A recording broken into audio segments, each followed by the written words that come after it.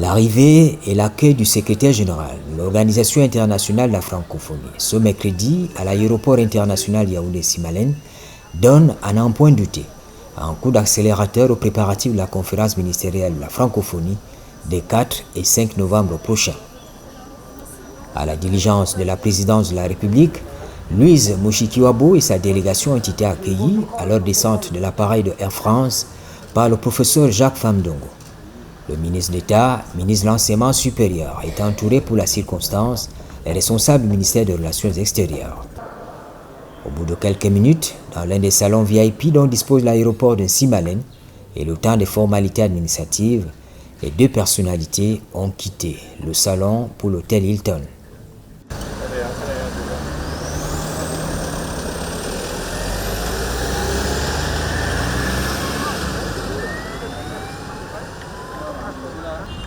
La présence de Louise Mushikiwabo à Yaoundé conforte certainement le comité d'organisation de la conférence ministérielle dans son envie de faire du rendez-vous du Cameroun un succès. C'est d'autant plus que la portée et l'intérêt de la conférence ministérielle n'échappent à personne. Il est question de faire en sorte que la rencontre de Yaoundé conforte l'approche d'une francophonie rénovée. D'une francophonie renouvelée, résolument au service des citoyens de notre espace. La Tunisie passera le témoin de la présidence à la France, pays hôte de la 45e session de la CMF. Et bien sûr du 19e sommet de la francophonie qui aura lieu en France en 2024. À ce titre, il convient de rappeler qu'à l'occasion de la 43e session de la CMF, qui a été organisée en novembre 2022 à Djerba, en Tunisie, qui, rappelons-le, est un pays fondateur de l'OIF, un accord unanime a été manifesté en faveur de la candidature du Cameroun pour abriter la 44e session ordinaire de la CMF. Bénéficiant de l'appui de la Tunisie et de l'ensemble des pays francophones, et grâce à son engagement en faveur de la francophonie et son attachement à ses valeurs, le Cameroun a été choisi pour abriter cet important événement pour la première fois dans la sous-région de l'Afrique centrale. En effet, nous sommes au niveau de la francophonie dans une étape intermédiaire entre deux sommets. Le sommet de Djerba qui s'est tenu en 2022 et le sommet de Paris qui se tiendra en 2024. Dans l'entre-deux sommets, nous avons donc cette ministérielle que le Cameroun accueille qui va être consacrée à l'adoption de documents importants liés à la gestion de l'organisation, notamment la programmation 2024-2027 et le budget qui est adossé à cette programmation pour cette période de 2024-2027. Nous avons aussi une déclaration proposée par le gouvernement du Cameroun qui sera examinée et adoptée par les pays membres, donnant des orientations pour la francophonie de l'avenir et qui va poser les jalons des travaux et des débats de la conférence de Paris.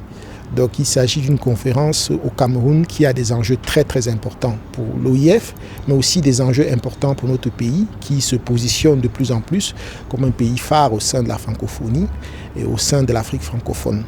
En amont de ces préparatifs, il y a eu au campus de l'ERIC l'organisation du colloque sur la bonne gouvernance, un cadre d'échange qui a donné la possibilité de mettre à contribution les universitaires et les chercheurs. Le colloque s'est déroulé sans aucun dysfonctionnement majeur.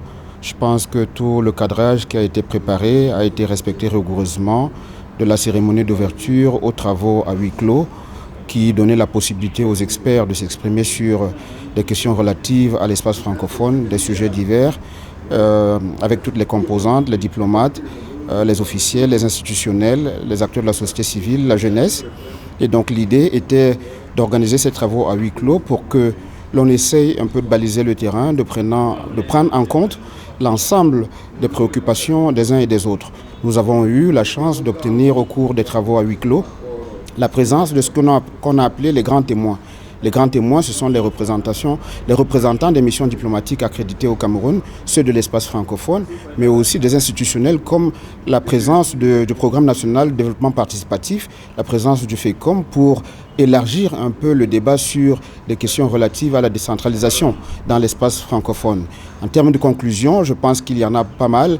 Une trentaine de recommandations ont été formulées à l'endroit de la conférence ministérielle de la francophonie.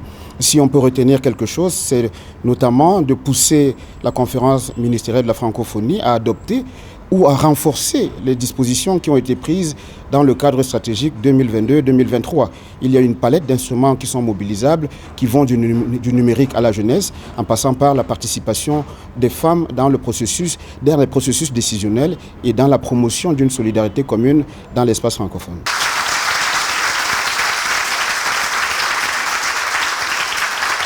Sur la bonne gouvernance, il y a davantage la recommandation portée à l'endroit des États membres qui portent sur beaucoup plus de transparence, beaucoup plus d'efficacité, beaucoup plus de place à accorder à la technicité.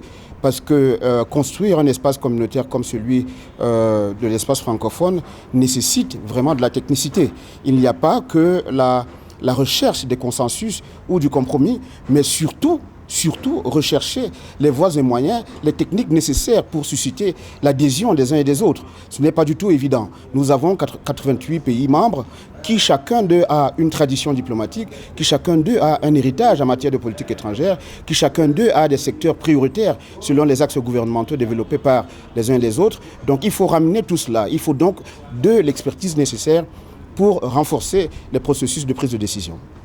Également, la contribution de la société civile à l'employabilité et à l'entrepreneuriat des jeunes, la participation politique des femmes et des jeunes ont été abordées pendant ce qu'il convient d'appeler le Forum Jeunesse avec des propositions concrètes. Réamorce, c'est un programme institué par le président de la République, porté par le ministère de la Jeunesse. C'est le programme national d'éducation civique par le réarmement moral et entrepreneurial. Pourquoi? Parce qu'aujourd'hui, le président de la République, et comme il ne cesse de marteler dans tous ses discours à la jeunesse, que cette jeunesse doit être capable aujourd'hui de se prendre en charge, de contribuer au changement du pays, au lieu d'attendre que ce soit le gouvernement qui fasse toujours tout pour elle, pour la jeunesse. Donc, avec le PRONEC Réamorce, nous capacitons les jeunes, nous sensibilisons, nous faisons le réarmement moral, de l'encadrement de la jeunesse et l'orientation de la jeunesse justement aujourd'hui vers les formations professionnelles, les métiers, vers l'entrepreneuriat, la création de richesses, la création de l'emploi. Lieu de partage, de réflexion et de projection autour des thématiques innovantes, le rendez-vous annuel des acteurs de l'espace francophone à Yaoundé se prépare activement.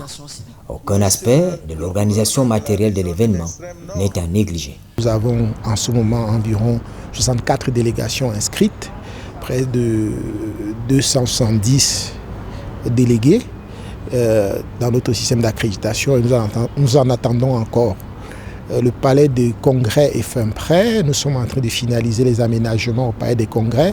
Le système de gestion des débats, qui est une technologie très avancée de gestion des débats, des conférences, est en train d'être mis en place. Au niveau des hôtels, de l'accueil, du transport, au niveau du protocole, tout est prêt. Nous avons des délégations qui sont déjà en train d'arriver au Cameroun. Et avec le protocole, nous accueillons ces délégations à leur arrivée à l'aéroport international Yaoundé-Simalène. Au plan de vue de la sécurité, tout est aussi déjà presque affiné. Donc nous sommes prêts pour accueillir cette conférence. Dans notre plan de communication, il était question de mettre en valeur la capacité du Cameroun à accueillir un événement de ce niveau-là, mais également de mettre en valeur la relation spéciale qu'entretient le Cameroun avec l'Organisation internationale de la francophonie. Donc le plan de communication qui a été mis en œuvre, vous avez déjà pu vous rendre compte, on a déjà eu 3 articulations majeures. Le ministre des Relations extérieures, son Excellence Bélam Bella, avait déjà rencontré le groupe des ambassadeurs francophones à Yaoundé. Il y a aussi une communication, un briefing de presse qui a été donné par le secrétaire général au niveau pour les médias, les hommes et les femmes des médias, les professionnels des médias, et également la communication diplomatique que le ministre a eu à donner récemment sur cette question-là. Alors un site internet a été créé à cet effet et il est question pour nous de montrer au monde, de montrer à nos partenaires, de montrer à nos amis, à tous les participants qui seront là que le Cameroun est fin prêt. Cette communication est importante pour que le Cameroun puisse être au centre, en tout cas, de l'organisation de cet important événement, et on peut le voir. La communication qui est faite, comme nous l'avions déjà dit précédemment, une communication qui est bien maîtrisée, c'est un événement qui est bien maîtrisé, un événement qui est déjà réussi. La conférence ministérielle en vue fait partie des 3 instances consacrées par la Charte de la francophonie. Elle assure la continuité politique du sommet de la francophonie, dont la prochaine session se tiendra, comme on le sait, en 2024 à Paris.